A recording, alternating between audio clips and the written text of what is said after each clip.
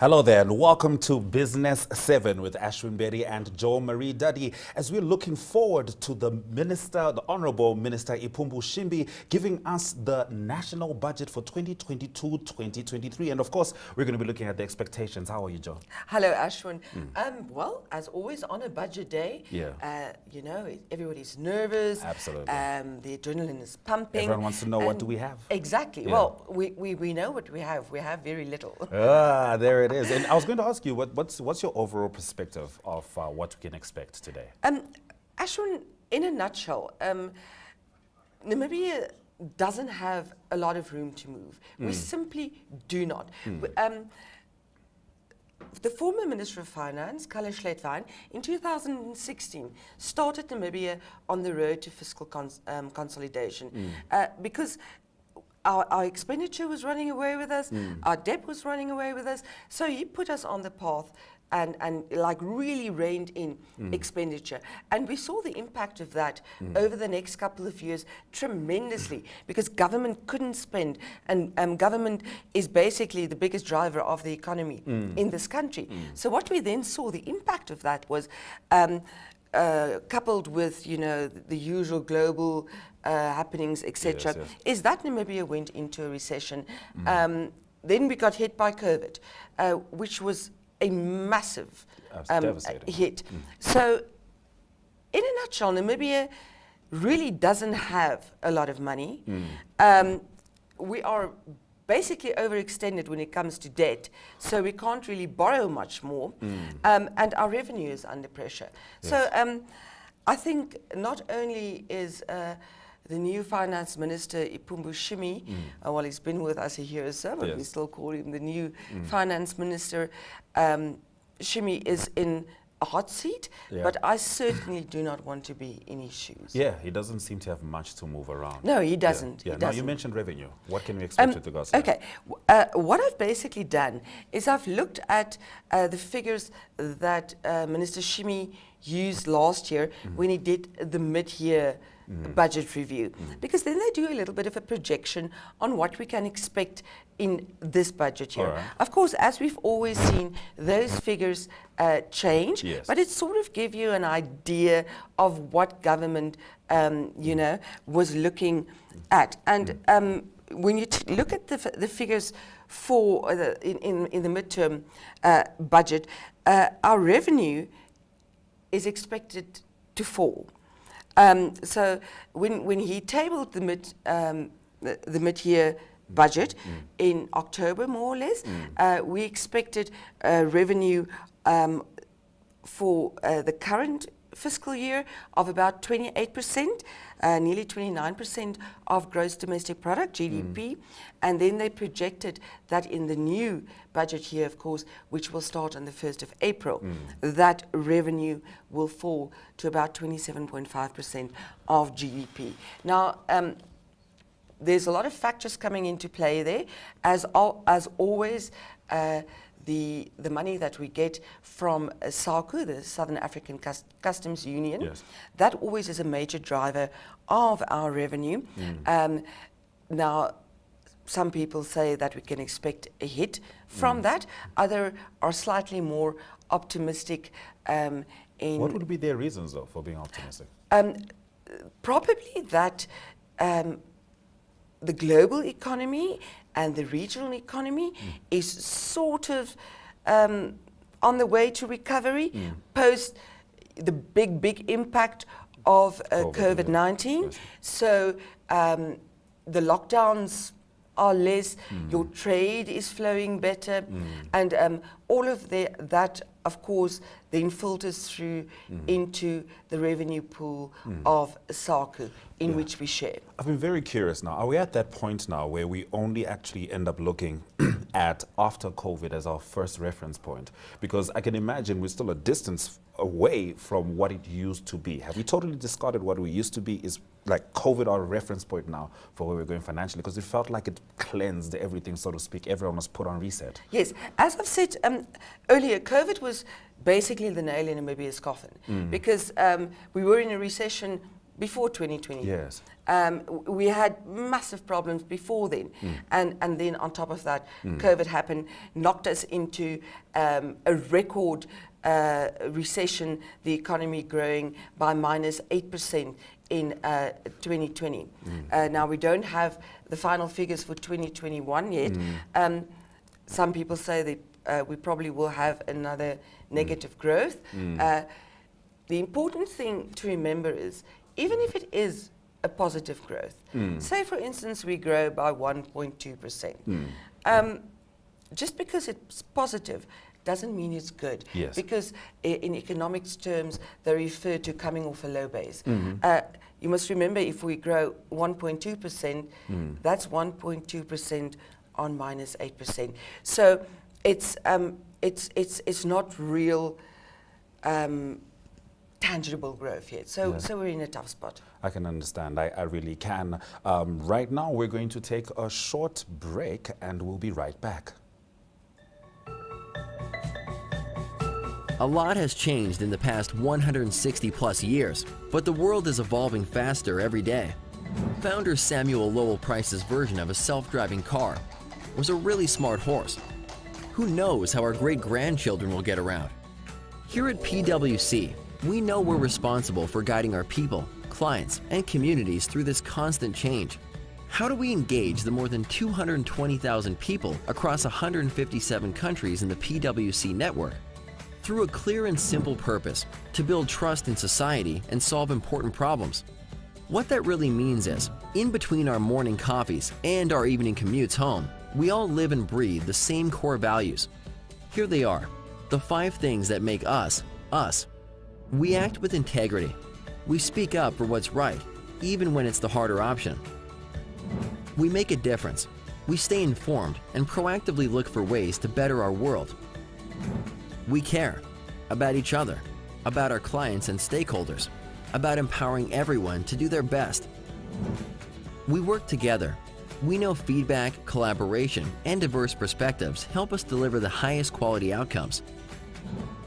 We reimagine the possible. Nothing great ever came from sticking with the status quo. We always challenge ourselves to innovate. Our values make us who we are and will help propel us toward the legacy we've envisioned for the future. A sentiment Sam and his horse would have definitely stood behind.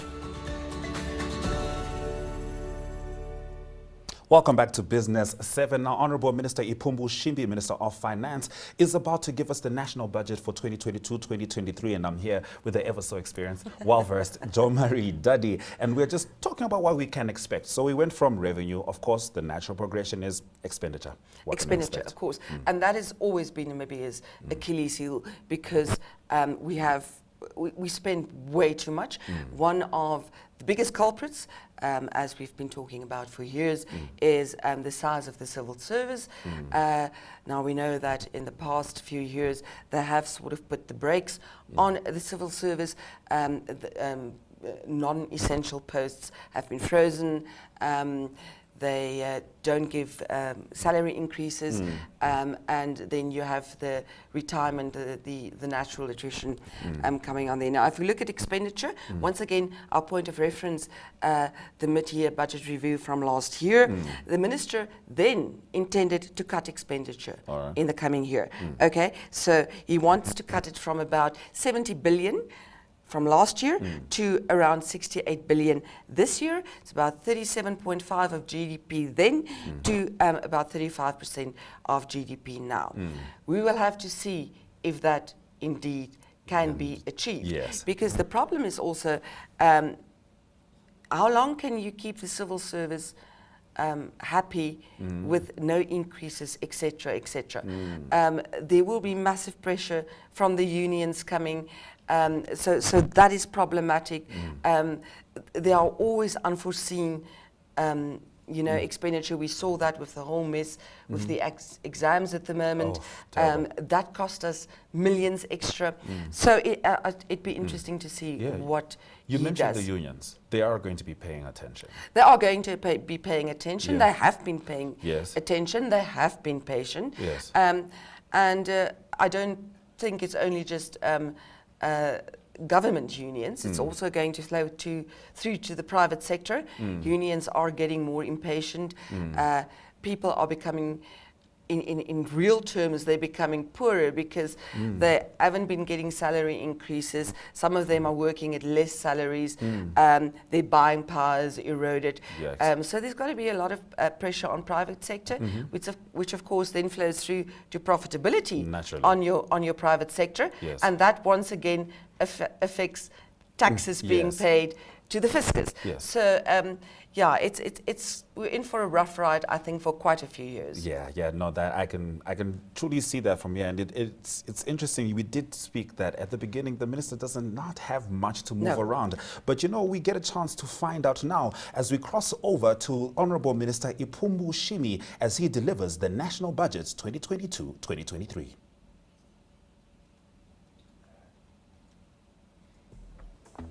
You know, a few weeks ago, I would never do this on a Saturday morning. Back then, I was standing in line all day. Now it's just like that. You are using the FNB banking app like I told you. Girl, it saved my weekend. Now I can do all my banking on this. Payments, transfers, checking statements. Even opening accounts. Just like that. Oh, did I tell you what my husband did? Even me, I want to save time with what's the name of the app? FNB app. Don't be left behind. Make the switch to the FNB app, online banking or cell phone banking, and change the way you bank to change your life. FNB, how can we help you? This is Africa. Good morning. Catch us live. Ek is Dani Boysen. Well, good day, I'm Matthias Aufiku. Hello, my name is Glenn Rashipura. Boom! I am Editor of Namibian Sun. Hi everyone. Every morning. So every weekday from 7 a.m.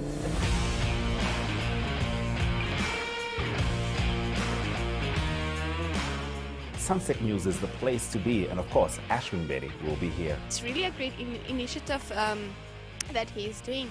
Yes, what else can we expect from the show? Girl, I'm into rap, but that's the discussion for another day.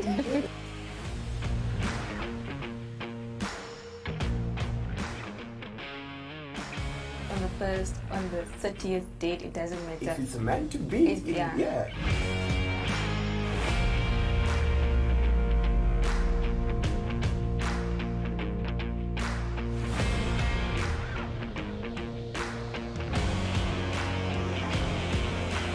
Thank you very much for watching. Tune in again tomorrow for another episode of Regional Review. And if you didn't know, now you do.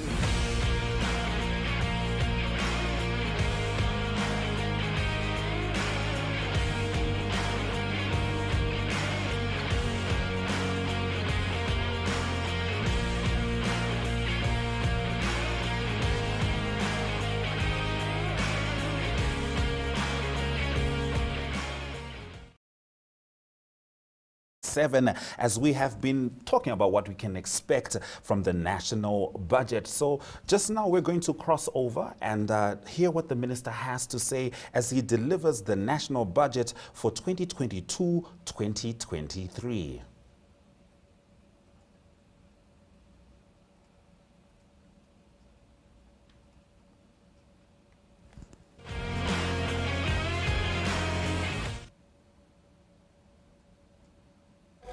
In the interest of the Organization of the African Unity, and Article 5 deals with the Organization of African Unity, laissez part to the official of the Organization of the Unity agencies.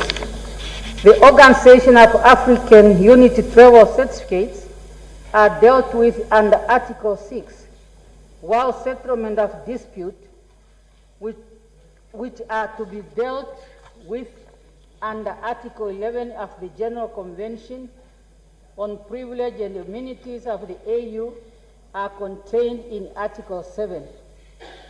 Amendment, denunciation, and final provision of the additional protocol are contained in Article 8 and 9 and Article 10 respectively. Lastly, Article 11 deals with the language and transmission of protocol to all states. I am requesting approval for Namibia to ratify additional protocol to the AU General Convention on Privilege and Immunities, as this will allow Namibia to potentially host any headquarters of the African Union specialized agencies.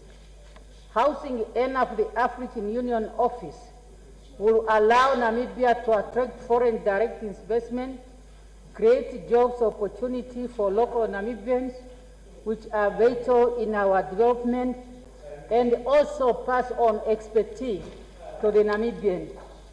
I therefore, Honorable Speaker, honorable members, request the support and approval of this August House for Namibia to ratify the additional protocol to the AU General Convention on Privilege and Immunities, which will ensure that those that will work within the structure of the African Union will receive the necessary privilege and immunities as per the additional protocol.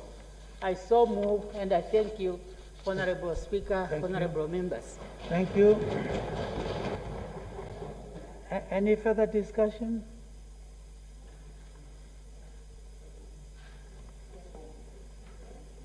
The Honorable Madam.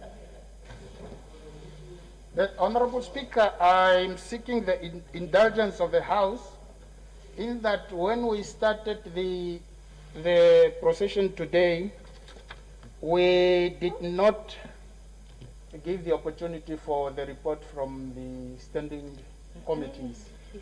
And we had something to submit. Now, I don't know whether we should continue with what we have, or the Honorable Speaker shall give me the floor to do that. No. I think because of the being budget time, usually we go straight to the budget item. I've allowed the Deputy Prime Minister to raise this issue because of the agency. So we will pick up the report next Tuesday. Thank you very much. Any further discussion? Honorable Ndianda, please. Honorable Speaker, we agree we will pass this one. But my concern is there are urgent questions. Mine is so urgent that I even called the Honorable Minister and said this question needs to be answered today because there's a crisis outside. Minister of Education, how? Thank you, thank you. So, Honorable, I need to ask that question today. Honorable Member, it is usual that on a budget time we normally go straight to that particular item. It's that not is true. what we have done. Yes, we have done that in the some times. Yes, I agree. It's not true. Yeah, but I think on this occasion, that definitely we cannot go back from where we are now. No, but I tried to interrupt you, but you didn't look at me to say that I need to ask this question. Yeah. You can deal with it any other way. When? But not. When? Will you allow me after Honorable Shiimi? Let's get to the budget. Yeah. That one can take the whole day. No. Okay. Any further discussion on this matter? In the absence, I would like the Deputy Prime Minister. Yes. Honorable Sebe. Yes, please. Yes, please. Yeah. Can I adjourn it to next week Tuesday, so that has her proposal here. This is brought here as being a very urgent. Yes. Therefore, I want to discuss it urgently. No. Because otherwise, why do you bring it here if you don't want us to discuss? No. I'm saying, can I contribute next week, Tuesday?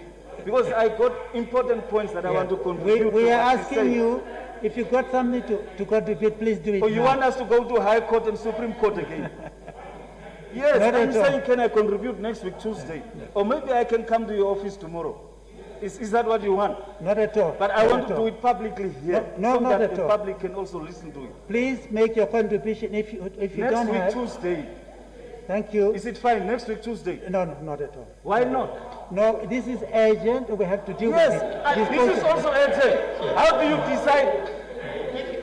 No. Okay, let's not discuss.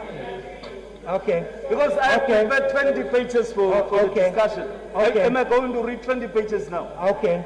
Is that what you Your want? point. I'm saying, can we do it next week, Tuesday? What is the problem? This is the reason why this matter was brought Yes. here, I think, urgent. That's not my problem. Yeah. Why should it be brought now? Okay. It's not my problem, that one. Okay. All Well I'm and good. asking is, can we do it Well next and week, good. Tuesday? It is not possible. That's what I'm telling Why is you. it not I'm possible? repeating it. Why? Okay. Why? Let's leave it Maybe at the that. Deputy Prime Minister can tell me why it is not possible, Well, not you. No. You can't decide for her. This is what she actually presented Yes, to and us. I want to contribute. The Unless Deputy you Prime want Minister, to bulldoze the things. the Deputy Prime Minister, You don't want me to contribute? is this matter, do you have leeway for next week? Deputy Prime, I'm asking you. Please have You a want seat. to pull those things? No, over? have a seat, please. I'm asking. Yeah, next week, Tuesday, let's agree.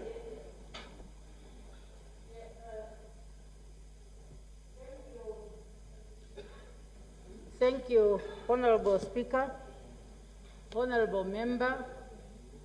I beg to seek your understanding. I would really like if we can all contribute, but if it's possible to do it today, because this matter has been brought to our attention and we have a deadline, which is the 28th. And if we have not ratified it as the Namibian Parliament, then that is not going to be the interest of the country. And that's why I'm really appealing to you, honorable members, if we can dispose this subject matter today, and I will take it that we'll do our best to be bringing issues on time. But really what I'm explaining to you is something we are not ambushing, is something that completely now is beyond our control. And I can explain to you further as you propose if you could come to my office or when we are going to break for tea. By the agency is in the national interest. I thank you, honorable members. You. Any further discussion? Yes? Yes, please. Deputy Prime Minister, I perfectly understand you. But now, it's not our problem, or as far as LPM is concerned. You can't now say because AU has pressurized you, and due to your incompetence, you only brought the matter now, that you want to push it through our throats now. It can't be working like that. At least give us 24 hours so we can read, internalize, come and give you meaningful contributions. Or otherwise, don't bring those things here. Because what is the purpose of doing it? Just discuss with Swabo Caucus and decide there. But because last year it also happened, Minister Kale Sledby brought something here in November, very late. And December, and he was pushing it down our throats. And every time we are saying, because you don't want us to discuss those things, judging maybe from the African Renaissance policy thing that we have rejected here. So I'm registering to say that, please, Speaker, you know the rules also. Unless you say you don't understand your rules. Why should a minister bring the things this today? We are waiting for the budget to be read, and you are telling us it must be thrown down our throats. Okay. That's not democracy. What type of you stayed in UK for so long? You studied at Oxford University. Democracy. Okay. But you seem not to understand these things. Thank you. Thank you. It's not saying you. You must give a meaningful direction. Thank you. That's why I'm saying Parliament can also sit tomorrow. Why don't we meet tomorrow morning? Thank you. Thank you very much. People, is it allowed Thank you. to sit tomorrow? Thank you. Yes, urgently. Last time for ACC, you wrote to people on the 24th hour. They met. So we can come tomorrow and discuss this urgent thing tomorrow. Thank so you. that after tomorrow you can write them. Thank you. Thank you. Thank you. Any further contribution on this matter? Friday. Any further contribution? It's okay. In the absence of further contribution, I would like to ask the Deputy Prime Minister to reply. Thank you. Thank you very much, Honorable Speaker. And I thank also the Secretariat because the notice was given yesterday to give the 24 hours and it was sent electronically to all members. I thank you for your support. Thank you. Thank you. I put the question that the Assembly agree to the ratification. Are there any objection? We register that. Then it's agreed to. Thank you. The second notice of a motion is the one of the Honorable Minister of Finance. Does the Honorable Minister move the bill be now introduced?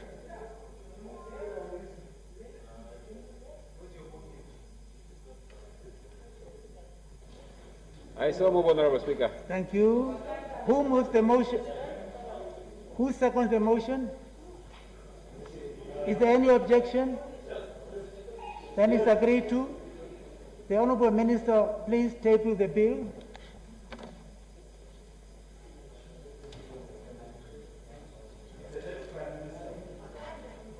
The Secretary will now read the bill a first time.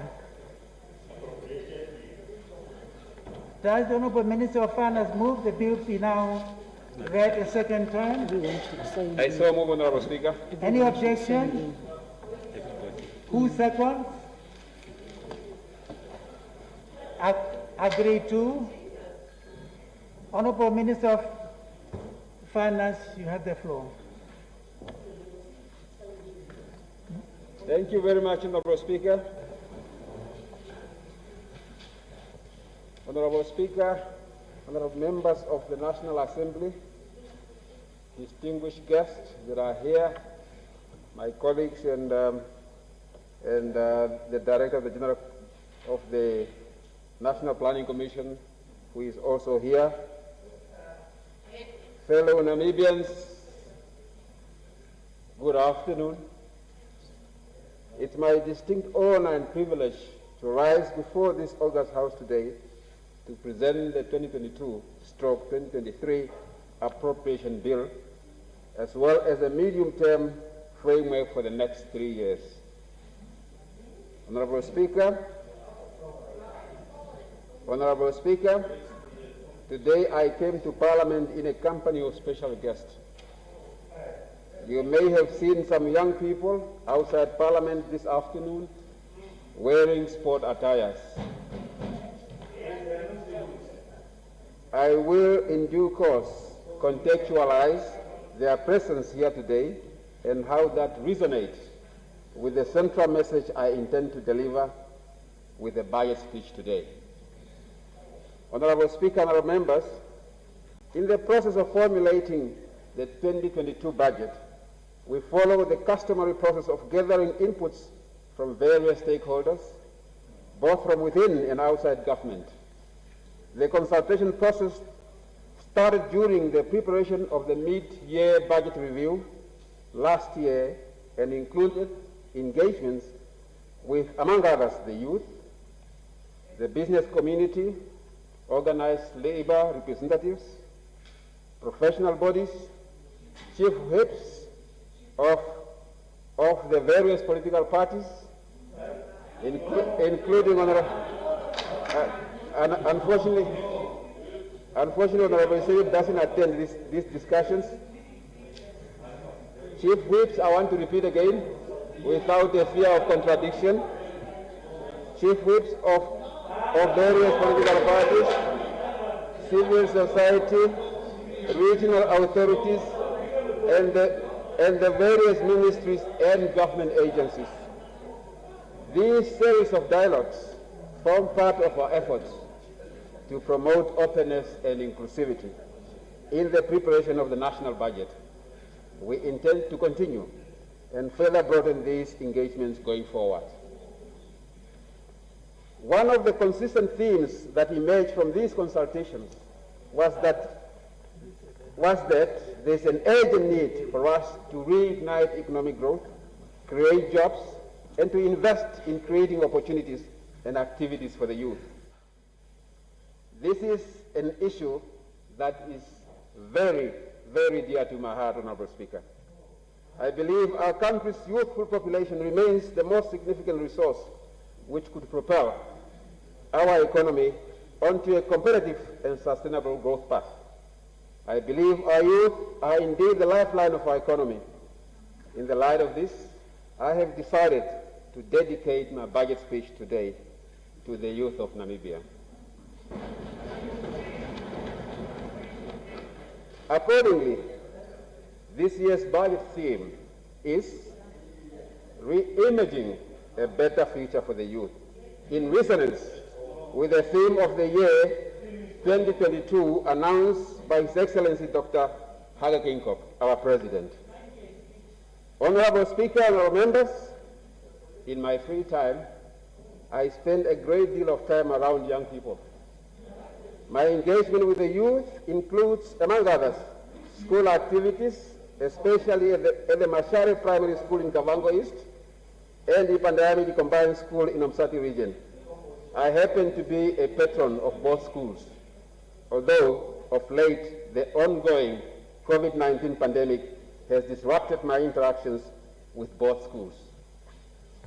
Honorable Speaker and members, on most weekends, you will often find me at the John Otto Nankudu, Agustinium, Shifidi, or Unam soccer fields with young people, mainly from universities, VTCs, and higher school, looking after them while they are playing soccer. In fact, I am a sponsor of a soccer team with the name Iipumbu Shiimi Football Club. You have seen some of them outside. Which started as a village team, but has increasingly gained a national character in its composition. I make it a point to attend most of their matches when time permits. I have brought along some of the players with me today for moral support, since this budget speech is dedicated to them, the youth.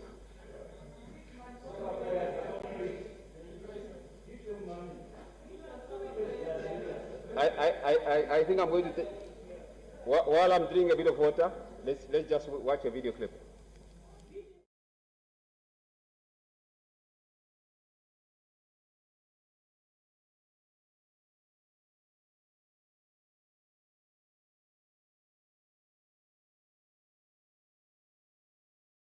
This is Africa. Good morning. Catch us live. Ek is Dani Boysen. Well, good day, I'm Matthias Aufik.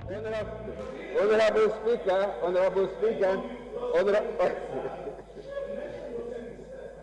Honorable Muharuka, Honorable Saidem, listen to this good story. Every December, Honorable Speaker, you will find me at the Iipumbu Shiimi Christmas Cup, which is one of the highlights of the community calendar. The clip you just saw is that of the winning team last December, celebrating for winning the floating trophy for the second time in a row. This year, Honorable Speaker, the Christmas Cup will be celebrating its 10 years anniversary. Honorable members, I am hereby extending a standing invitation to Parliament to send a strong team to participate in the event. And I'm looking forward to your participation. I think the speaker is going to be our coach. Maybe the keeper is going to be the Prime Minister. I think Honorable Saidem can be a good winger. I think you can. Honorable Saidem, which position do you play? Winger or what? Which position?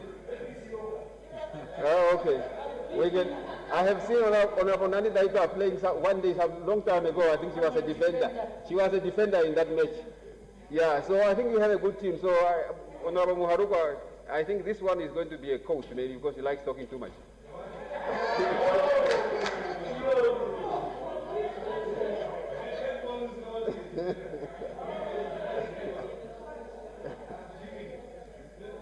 This annual event of Honorable Muharuka is not only about soccer, but it also aims to keep the youth active and discourage them from undesirable activities such as alcohol and drug abuse. It also creates opportunities for entrepreneurs and small businesses to market their products, especially for those in the food sector. In my regular interactions with the youth, we do not only talk about school and sports, we also discuss the socio-economic situation facing Namibia. Their resounding message to me and to you, honorable members of Parliament, has been consistent. I have promised to share some of their messages with this august House. Key among others, they raised the following issues, and I quote them. We should continue to promote unity to build a strong Namibian House. We should be good role models in Parliament and elsewhere in society. The youth are saying they are watching us, learning and emulating the examples we are setting. They say our primary responsibility is to pass laws that will benefit them and Namibia at large. We should redouble our efforts to create more jobs. We should fix our sports fields. Okay. I think Honorable Martin will love this one. Honorable Martin, we should fix sports fields and develop new ones, especially in the informal settlements in the rural areas.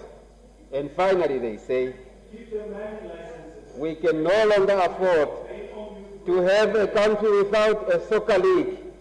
Our fellow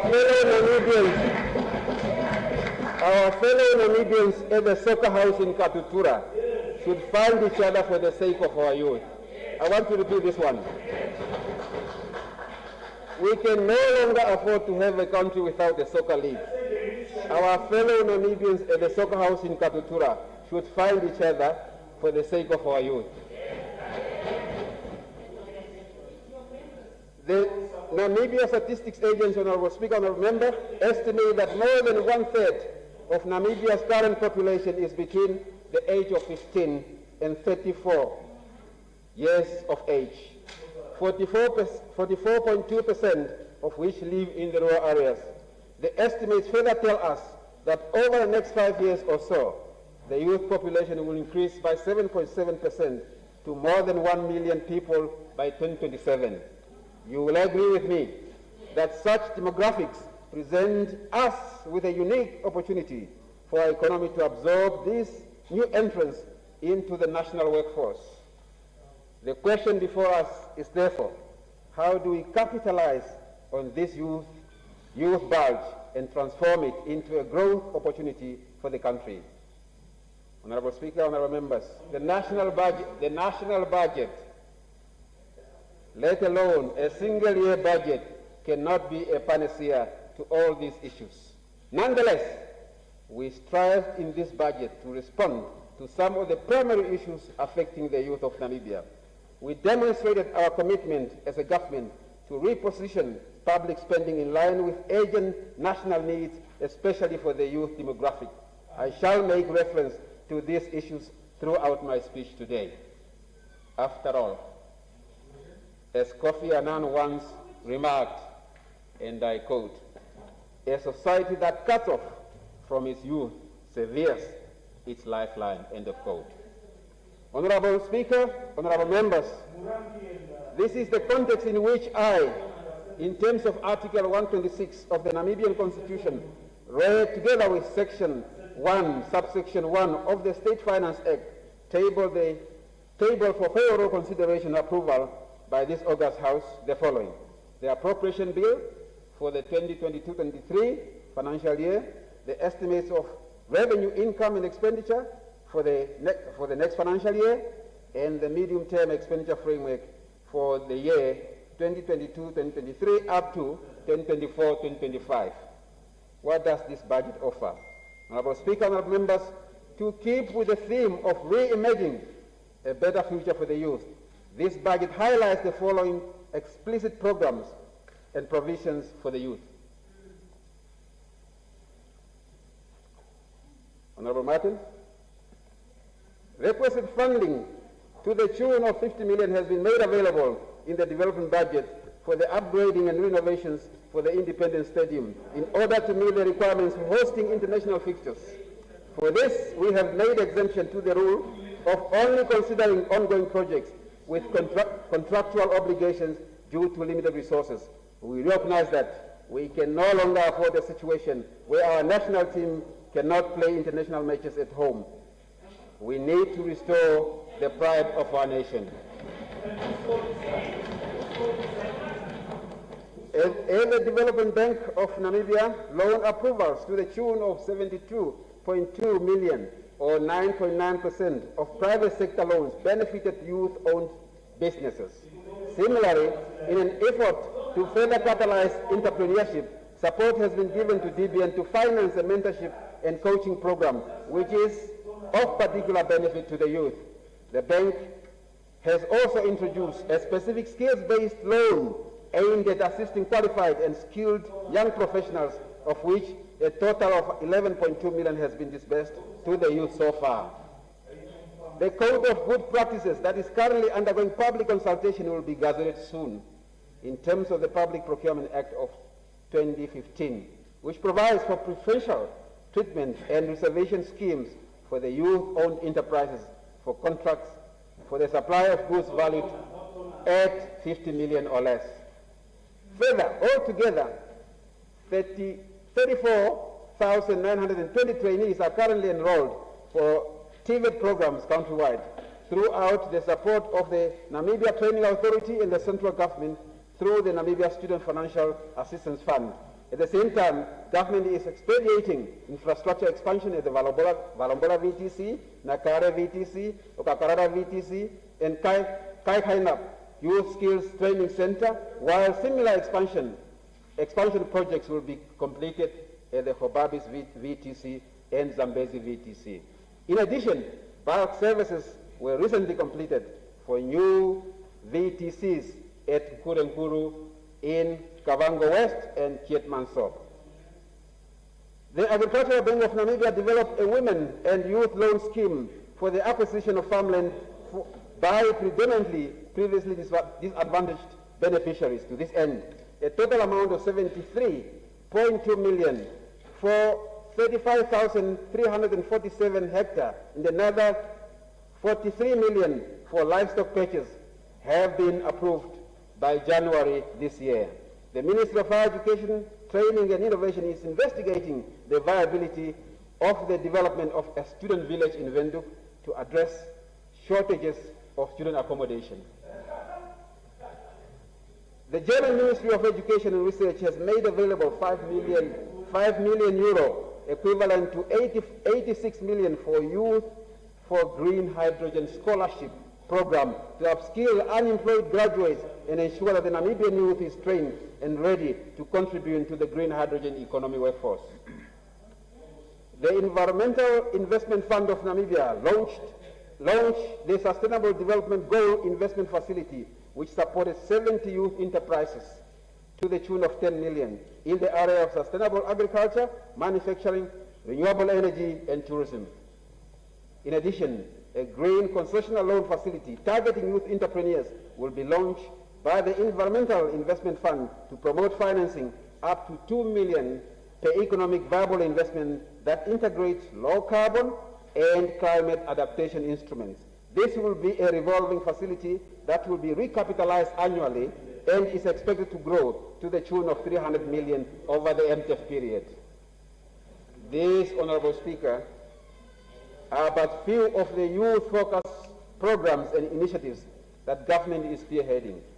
On their end, we urge the youth to do their part in exploiting these targeted opportunities created to enhance skills development and create capacity among them. Honorable Speaker, honorable members, permit me at this point to briefly outline the economic context under which this budget was prepared.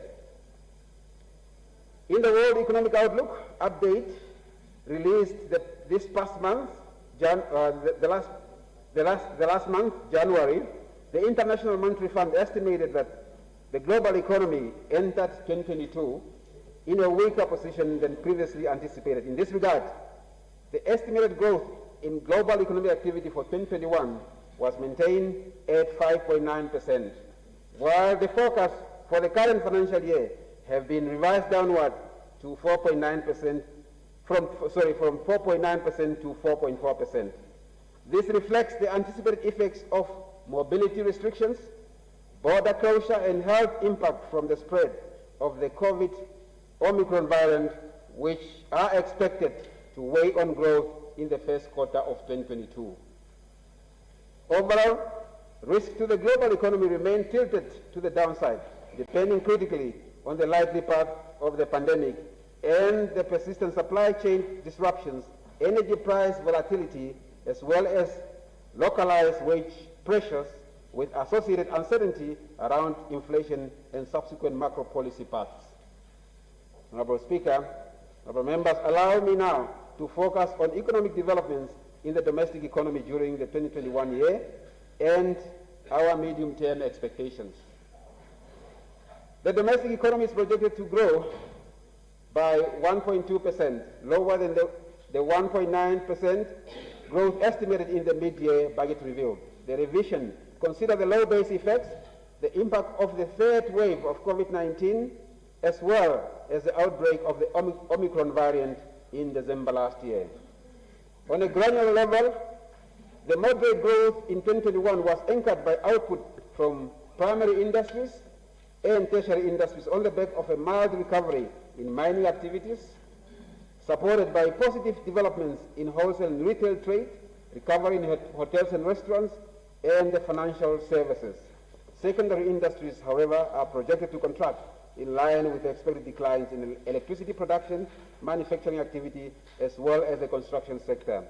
Risks to the domestic economy remain tilted on the downwards, stemming from uncertainties surrounding the evolution of the COVID-19 pandemic, coupled with a slow pace of the vaccination rollout in Namibia.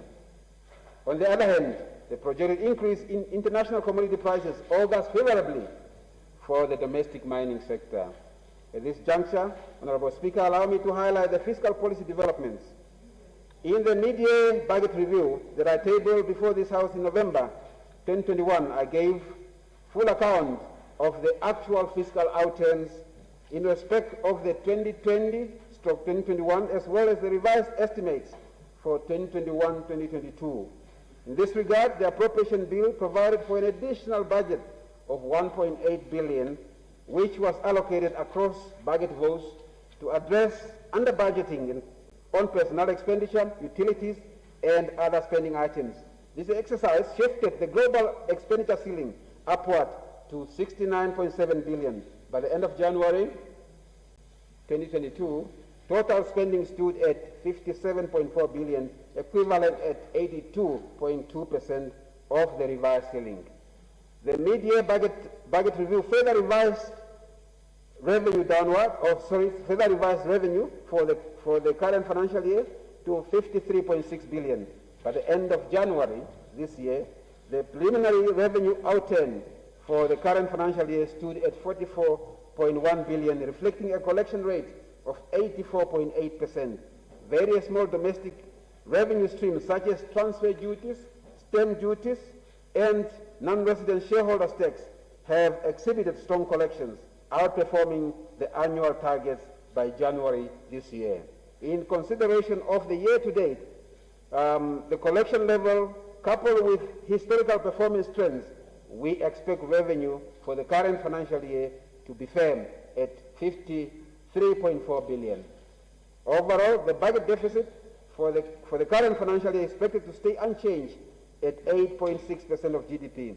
By end of January, the total debt stock stood at 124.8 billion, or 66.7% of GDP. At this point, 97% of the financing requirements for the financial year has been successfully met.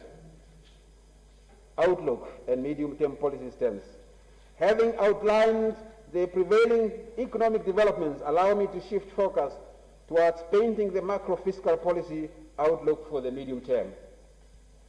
The fiscal space remains clouded by the slow uptake of the COVID-19 vaccine, increasing uncertainty about the containment of COVID-19 and the outbreak of other variants. At just 20.9%, Namibia is one of the countries with disturbingly low vaccination rates across the globe. Despite our gallant efforts to increase access in terms of the volume and variety of vaccines available in the country. On that note, I once again plead with all of us Namibians to get vaccinated and do our part in reducing the risk of the emergency of further dangerous COVID-19 variants. Honorable Speaker, on the economic front, there are bright prospects for the short to medium term. In this regard, growth is projected to 2.9% in the current year, which is 2022, before accelerating to 3.7% in the following year. The projected growth is anchored by expectations of strong output, mainly in the primary and secondary industries, while growth in tertiary industry is estimated to remain muted over the medium-term expenditure framework. Turning to fiscal aggregates, revenue outlook remains weak in the short term, although recovery is projected over the medium term. The increase in revenue over the medium-term expenditure framework will stem from expected recovery in economic activity and domestic demand as the impact of the pandemic wanes, coupled with the anticipated comeback in global commodity prices. In this regard, total revenue and grants for the next financial year is projected at 59.7 billion or 11.7% higher than the estimated revenue in the current financial year. These forecasts have been boosted by deliberate efforts to conserve and mobilize non-tax revenue for the next financial year, while tax revenue is projected to rather remain flat. These measures include deferment of 400 million special dividend from Namibia Post and Telecom Holdings, which was initially earmarked for utilization in the current financial year. Preservation of 2.5 billion proceeds from the public listing of MTC. Furthermore, a total amount of 500 million from the undisposed MTC shares has been accounted for, and MPTH will undertake all necessary efforts to dispose of these shares during the coming financial year. Further, a special dividend to the tune of 400 million may come from the Namibia Desert Diamond, Namdeb. More than 1.2 billion in expected dividends from Namdeb Holdings, Deb Marine Namibia, and the Namibia Diamond Trading Corporation, NDTC, in line with the projected strong performance of the diamond subsector. Over the medium-term framework, revenue is expected to grow at an average of 6.7% to reach 61.8 billion in 2023-2024 and 64.7 billion by the next financial year, underpinned by the increase in receipts from SACU Customs Union revenue pool and strengthening domestic revenue as the economy recovers over the period. Analyzed as a ratio of GDP, however, total revenue is projected to average around 29.8% of GDP over the MTEF period, marginally lower than the long-term average of 30.5%. At such revenue mobilization levels, read together with the higher ratios of public debt, it remains imperative for aggregate expenditure over the medium term to remain fairly contained so as to safeguard fiscal sustainability and stabilize the growth of the public debt. Honorable Speaker, cognizant of the potential spending pressures and to circumvent prolonged real-term declines, aggregate expenditure over the midterm is projected to increase gradually but remain consistent with the fiscal sustainability imperative. Specifically, the total expenditure ceiling is projected to increase to 70.8 billion in the next financial year and to average at 74.9 billion over the remainder of the MTEF period. These anticipated aggregate expenditure levels remain indicative, subject to fiscal sustainability and affordability evaluation in the 2 outer years of the MTEF. Government remains committed to maintaining long-term fiscal sustainability and will make the requisite adjustments to protect public finances as and when necessary. During the preparation of this budget, Honorable Speaker, we maintain the stance of not undertaking any new projects during the next financial year, given the significant revenue constraints. In the medium term, several sizable capital projects are due to be completed over the medium-term expenditure framework period. It is our expectation that their completion will free up much-needed resources for reallocation towards negating real-term declines in expenditure and prioritizing urgent and impactful developmental projects. Furthermore, going forward, the government is committed to partnering with international development financial institutions in executing large capital projects so as to safeguard their fiscal space. Interest payments are projected to increase to 9.2 billion in the next financial year, equivalent to 15.4% of the projected revenue for the year, well above our internal benchmark of 10%. Honourable members, this means a significant share of our revenues will be absorbed by debt servicing, adversely impacting allocations to key programs in furtherance of our national development objectives. In lieu of this, we need to continue with concerted efforts to live within our means and stem the pace of debt accumulation.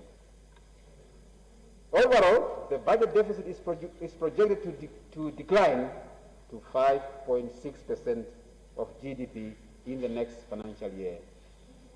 Over the MTF period, the deficit is projected to average 5.5%. Accordingly, a balanced fiscal consolidation policy stance remains necessary over the medium term.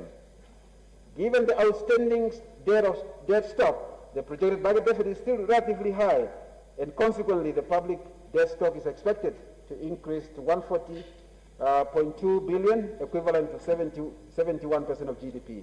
The elevated public debt remains a primary concern in the medium term. In this regard, government is committed to redirect much of the revenue increases in the coming years as the economy recovers towards debt redemption and reducing the borrowing requirements.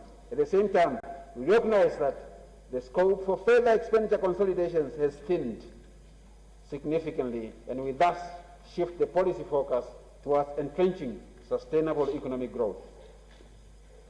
Economic policy priorities over the MTF period. Honourable Speaker, honourable members, there are several policy reforms currently underway, stemming from policy pronouncements in the previous budgets. As a government that values continuity and transparency, I would like to begin with an update on the advances made in implementing these policy measures as I simultaneously highlight the proposition in this budget. Accordingly, I'm pleased to share progress as follows. The Office of the Prime Minister has received the first report from the consultant on the optimal restructuring of the Public Service Medical Aid Scheme, SEMAS, which is currently underway and under discussion. Accordingly, further details on the costing of various options will be provided during the mid-year budget review. Cabinet has decided to freeze the filling of non-critical positions in the public service for the next financial year. Government has assisted with the implementation of the resolutions from the second Land Conference. Government has committed an initial amount of 50 million to seed the Sovereign Wealth Fund for Namibia, the Welwitschia Fund. The fund will be managed by the Bank of Namibia, and in the interim, the governance framework containing the funding rules, withdrawal rules, and investment guidelines for managing the process in the Welwitschia Fund will be gazetted in due course, while we simultaneously work on developing the requisite law for the fund. Regarding the lending facilities to assist SMEs adversely impacted by COVID-19, as I indicated in the mid-year budget review, we have noted poor appetite and limited uptake at these debt windows. As a result, we are exploring mechanisms to set up a pilot business rescue fund together with the Development Bank of Namibia in the interim. The fund is aimed at providing patient equity capital to distressed businesses to save them from collapsing during the downswing of the business cycles, and to preserve employment and economic activities. Once confirmed as viable, we will announce the operating mechanics of the Business Rescue Fund. At the same time,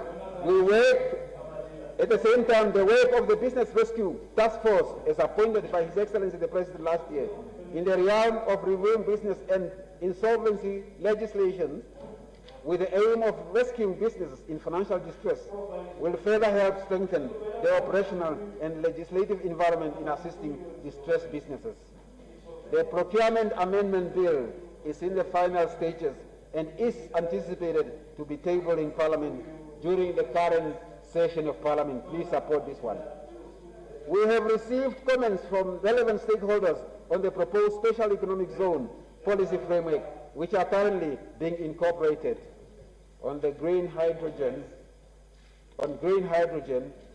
hydrogen energy has been announced as the preferred partner to develop and operate.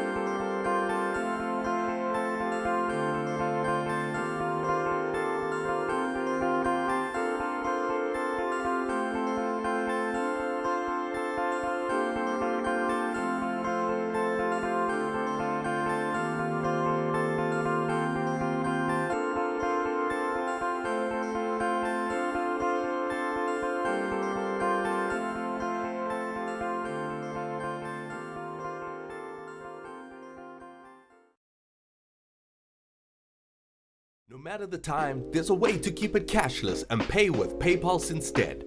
Start your day the cashless way. No electricity for your morning cup, no stress. Just grab your phone and PayPulse has got you back and brewing in seconds. Out of the house and need to fill up with no cash? No problem with PayPulse, because now you're paying cashless on the go.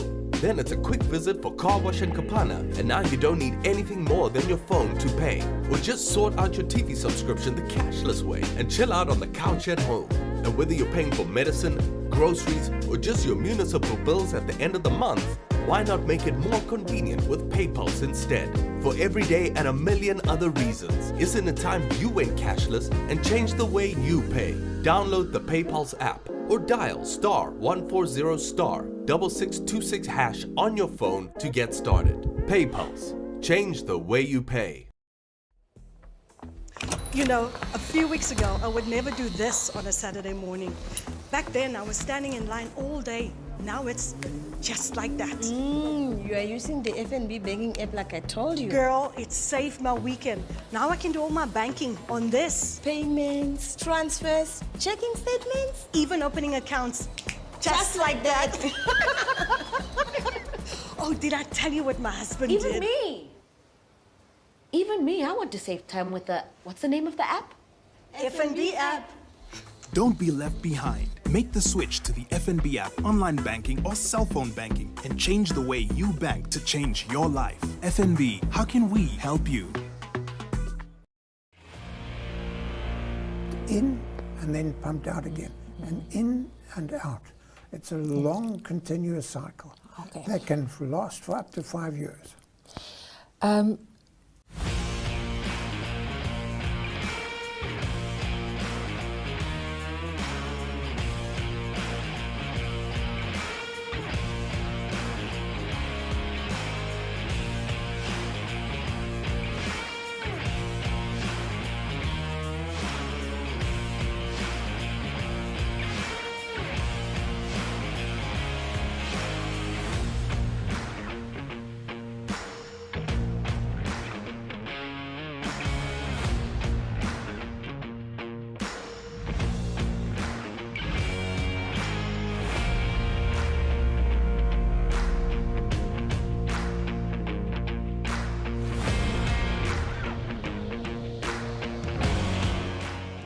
Gou klets kompas koppietjie klink en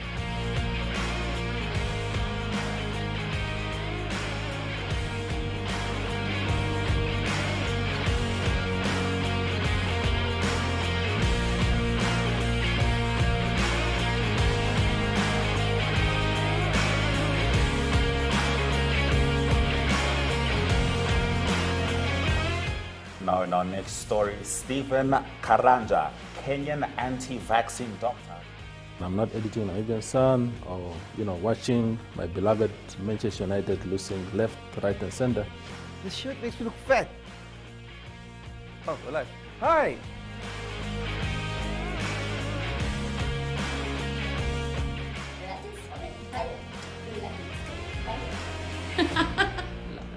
Africa. Hi, Bo. All right, there it is. Who's good? Ons wens jou 'n heerlike naweek toe en onthou, klets saam.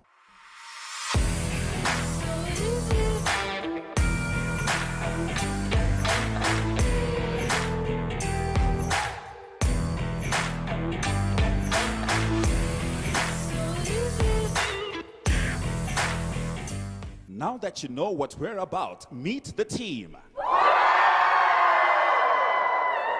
This is NTV.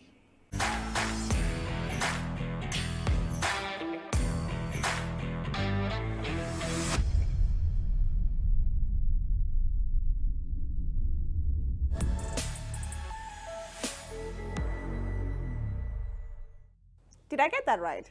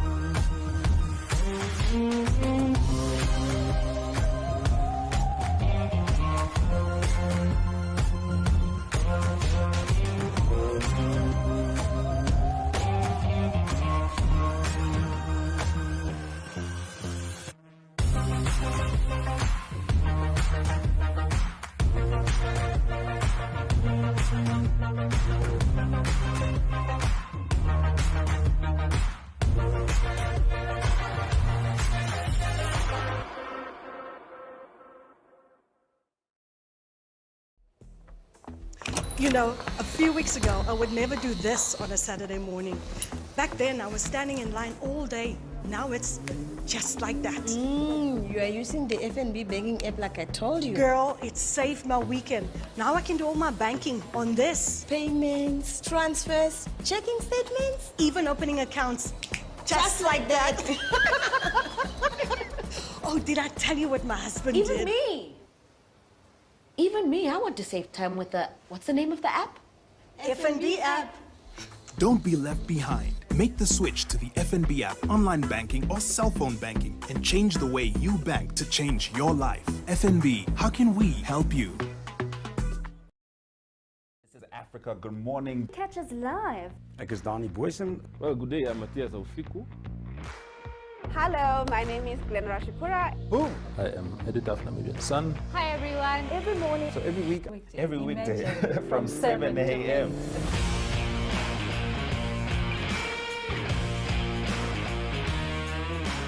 Sunset News is the place to be, and of course, Ashwin Bedi will be here. It's really a great initiative that he's doing. Yes, what else can we expect from the show? Girl, I'm into rap, but that's the discussion for another day.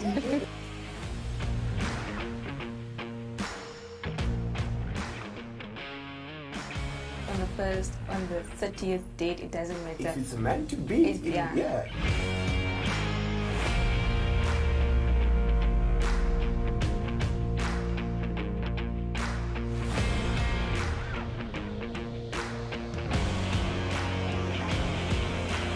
Thank you very much for watching.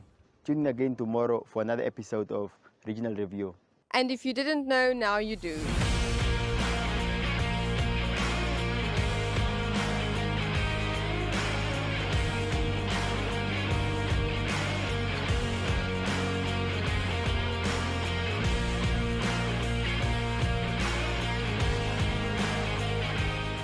This is Business 7, and unfortunately we lost connectivity as the minister tables 2022-2023 national budget. However, there are some numbers that we managed to catch. Now, the Education Ministry financial budget has a projection of 14.1 billion Namibian dollars, while higher education is expected to receive 3.3 billion, with 1.4 billion going to NASFAF. Now, the Ministry of Sports, Youth and National Service has been availed 330.9 million Namibian dollars.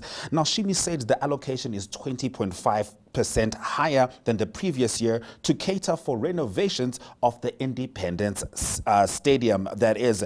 And of course, the minister did start off by saying that the budget is dedicated to the youth, where he allocated that 50 million Namibian dollars towards the renovation of the Independence Stadium. Now, we know something that was certainly affected heavily was the tourism sector by COVID-19. Now, Tourism and Environment Ministry expects an 11.7% increment, which is 59.7 million Namibian dollars in the financial year budget of 2022-2023. We'll certainly be keeping abreast of everything that is happening. We'll be back right now.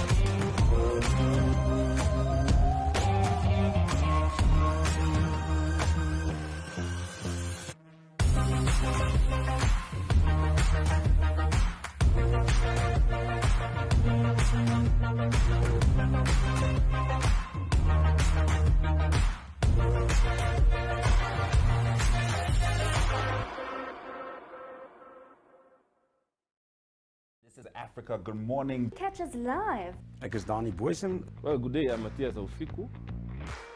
Hello, my name is Glenn Rashipura. Boom! I am editor of Namibian Sun. Hi everyone. Every morning. So every weekday from 7 a.m.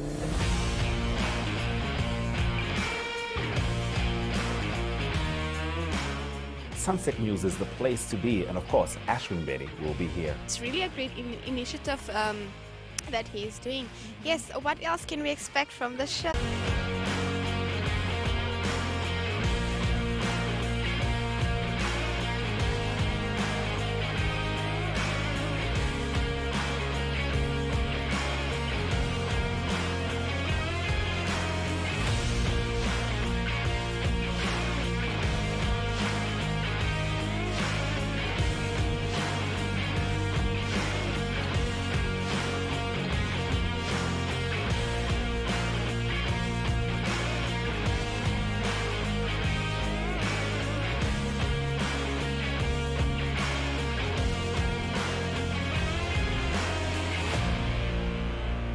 In and then pumped out again, and in and out.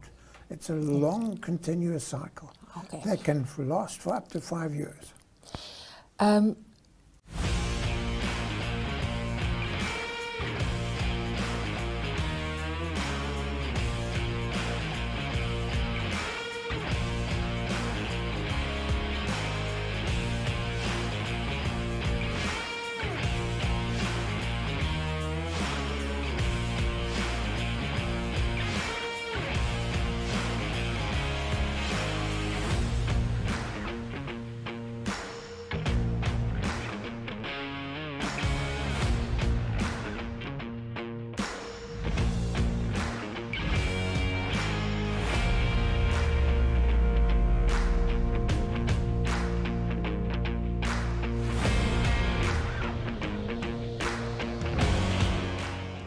gou 'n klets kompas koppietjie klink en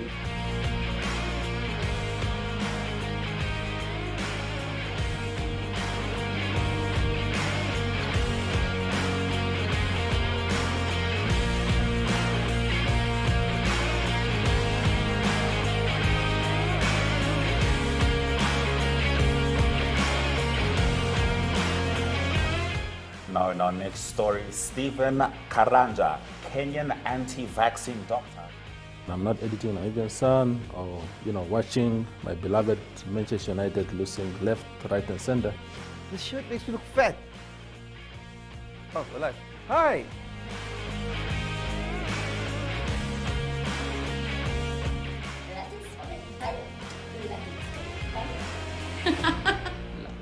Africa.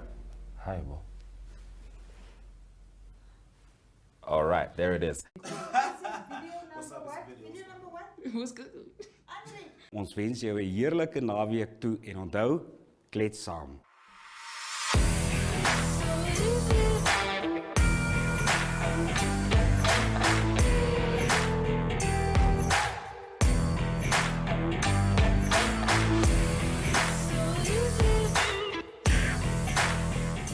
Now that you know what we're about, meet the team. This is NTV.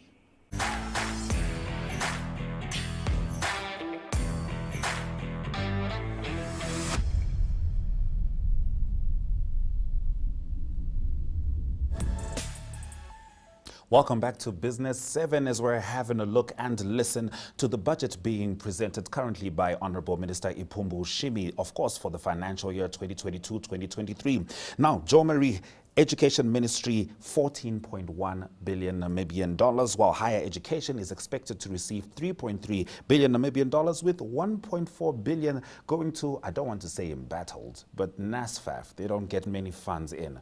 What are your thoughts? Okay, right. Firstly, I think the minister is making all the right noises. Okay. Big focus on the youth. Yes. We know youth employment. And he emphasized that. Exactly. Yes, yes. Youth employment, unemployment, a massive problem. So yes, nice plans there in the pipeline. Good news in terms of what we intend to spend on education, higher education.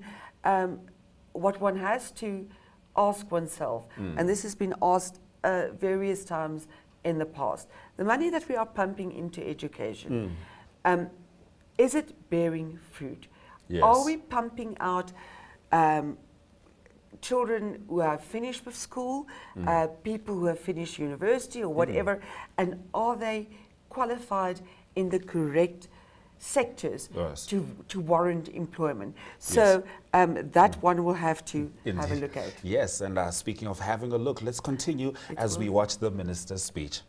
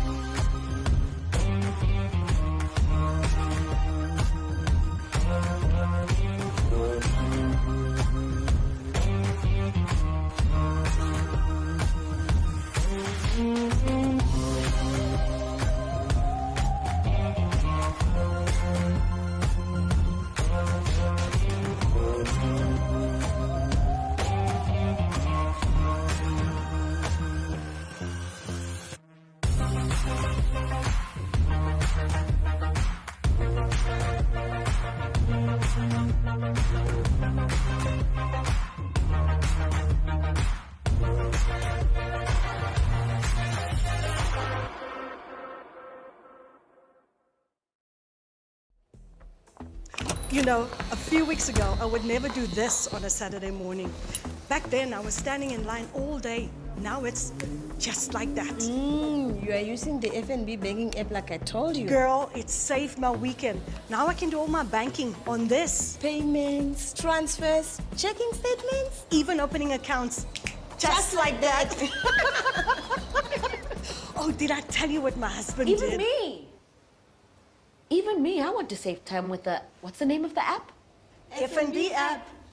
Don't be left behind. Make the switch to the FNB app, online banking or cell phone banking, and change the way you bank to change your life. FNB, how can we help you?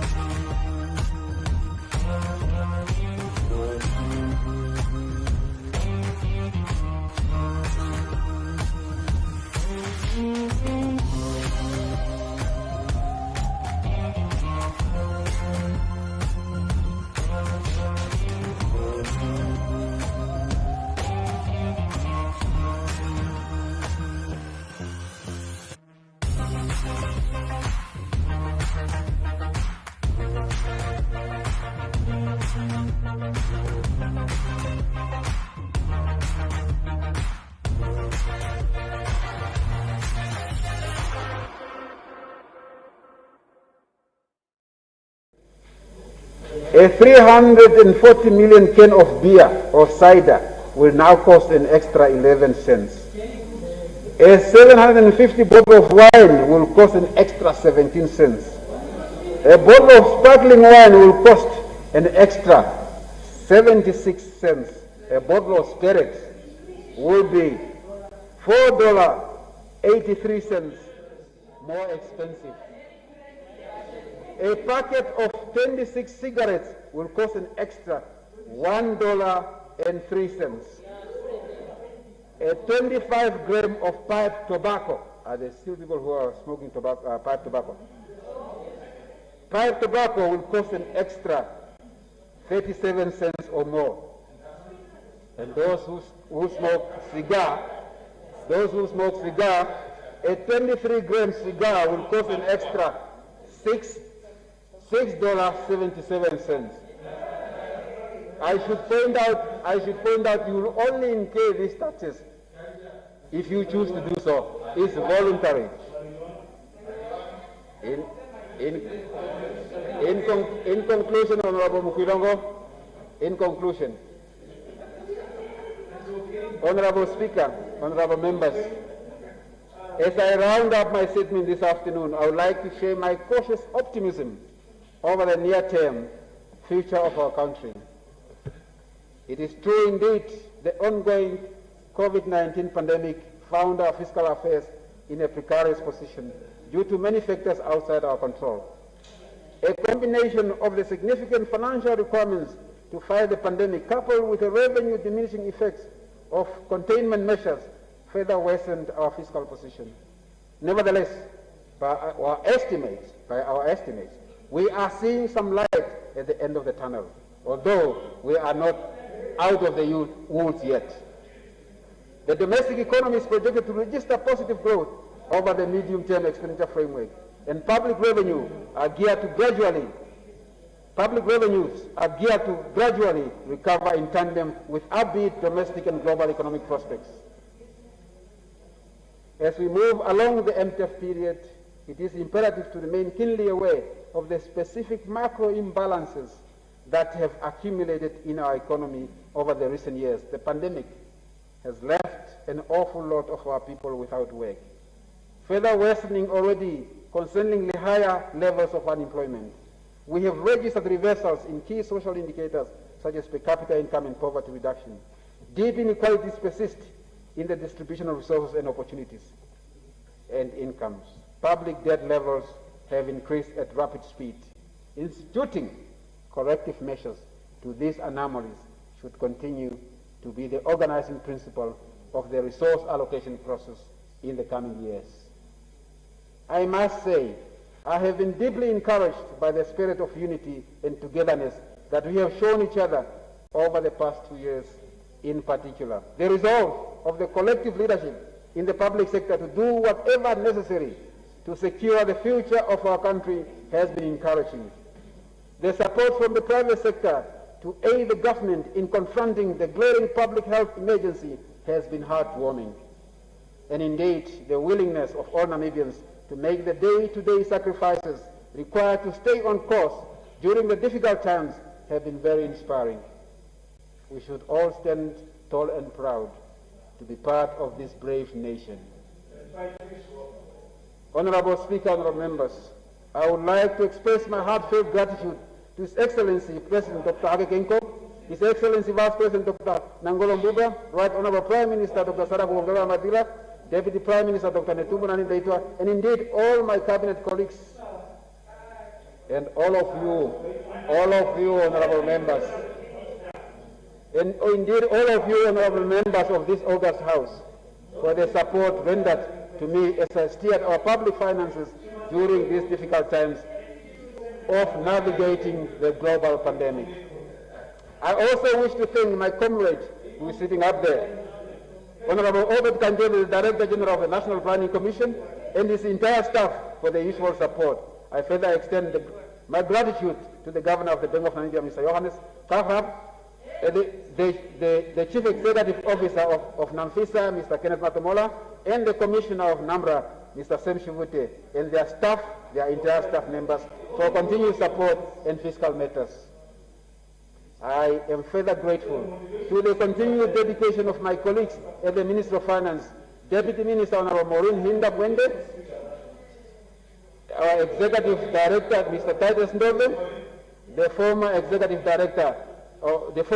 Executive Director, Mr. Francois Brandt, and the entire staff of the Ministry of Finance for working tirelessly to produce a credible national budget. It is only with their support that we are able to table this budget a full month, Honorable Said, a full month before the end of the financial year, in compliance with the standing rules of Parliament.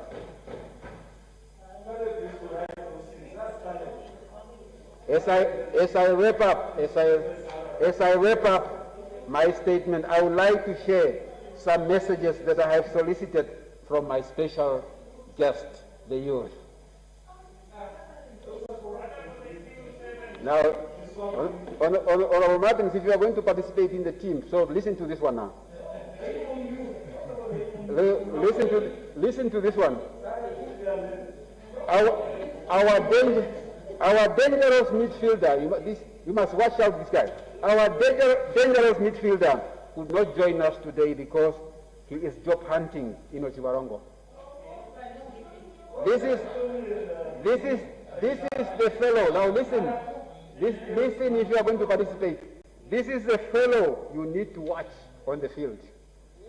He is not only a soccer player, but he's also a graduate in land management. His name is Devin Somseb, well known as Ole in the soccer circle. Ole shared a message with me for me to share it with you, all of you. He says, listen to Ole's message, Honorable Said. I want to quote him. He says, we are grateful to our leaders, the parliamentarians, but we want them to focus more on improving education and health. End of quote. Another one that you should watch on the field. The captain of the team is very versatile. We play him in every position. Sometimes he can also be a striker. He often plays a central defender. He read engineering at NAST. Mr. Willem Petrus, known as Lux in the soccer circles, says, parliamentarians need to engage the youth more often. The bring and buddy initiative of Honorable Theophilus is highly appreciated. Why not have it twice a year? The soccer team. Ben Iambo. Listen to this one. Ben Iambo. who plays as our defender of the junior team, because we have two teams, and captains of the junior team. Is studying law at UNAM. He says, and I quote, parliamentarians should enact laws that protect children against child labor, especially on farms. End of quote. Honorable Speaker, honorable members, these are the voices of our youth, sharing their wishes and aspirations. History will judge us harshly if we do not listen to these voices, and more so if we do not act upon them. On that note, I now appeal for your unwavering support as we forge ahead into the implementation journey. I thank you kindly for your kind attention.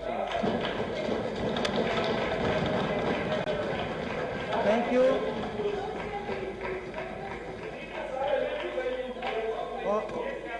Honorable Maharupa, in the absence of Honorable Elma Dienda, you have the floor.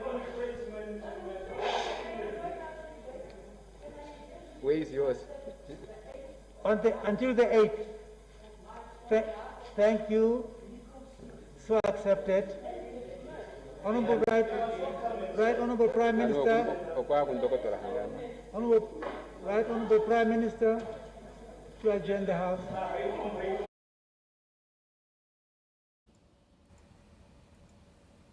All right, so that was the national budget for 2022-2023 being delivered by the Honorable Minister Iipumbu, Shiimi, Minister of Finance.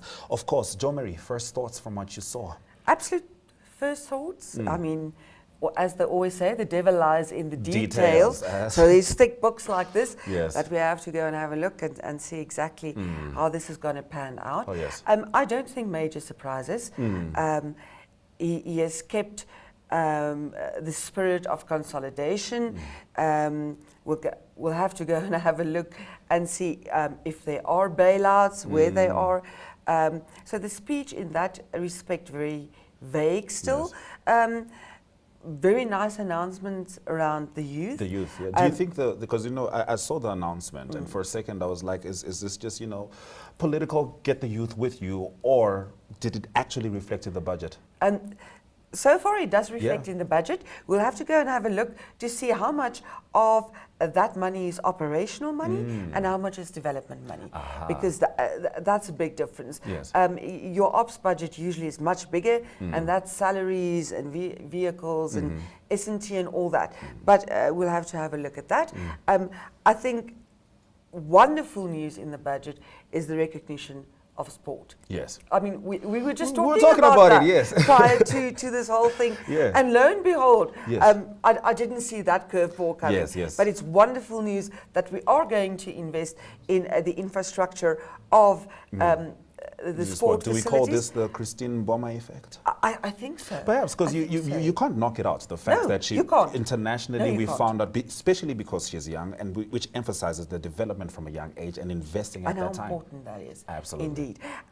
So, yeah, very much what we've expected. From what I've had a look, and the minister is very vague about it. The only thing he said about the civil service is that they're going to continue with the freezing of non-essential posts, like they've done the past couple of years. I've looked at the figures, the actual thick books on the website, etc., the actual expenditure. I might be premature, but I don't think that the civil servants should expect any raise. To me, it doesn't seem as if there's a provision and naturally, they're going to have something to say about that. They will have a lot to say about that. Yes. But I certainly can't see any money being put aside. I was looking at the tourism ministry, getting some money in there, but is anything ever really going to be enough? They took a hard hit. They took a massive, massive hit. Yeah. And as you say, it's never enough. I think every little bit at this stage helps. Yes. And we still haven't seen the full effect of COVID on that industry, and we don't know what's coming, quite frankly. Yes. So a lot of work to be put into that too. Hopefully the private sector will also, join the effort, Yes. and we can pick it up from there. All yes. right, indeed. We're certainly looking forward to see how all of this comes into fruition. As we said earlier, the minister was just in a position to just move things around. Not much expansion, not much capacity really possible. But alas, that has been the national budget for 2022-2023 delivered by the Minister of Finance, Iipumbu, Shiimi. And you have been on Business 7 with John Marie Daddy and Ashwin Berry. Stay safe.